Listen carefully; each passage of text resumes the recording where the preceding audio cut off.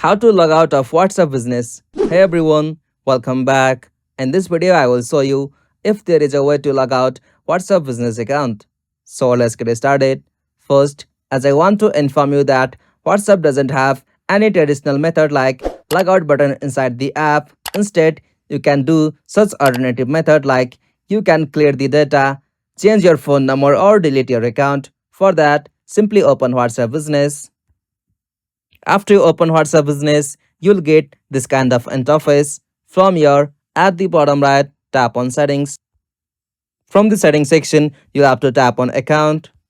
From Account section, you can as usual go the option Change Phone Number or Delete Your Account. You'll be able to delete your account and change your phone number in case you want to be logged out.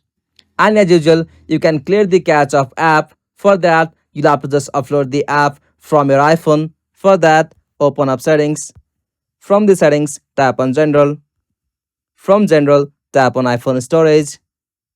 And from here, simply find out the application WhatsApp Business. After you find it, tap on that. From here, tap on the option Upload App. Alright, tap on Upload. After you upload the WhatsApp app, from there, you'll have to again tap on the option Reinstall App.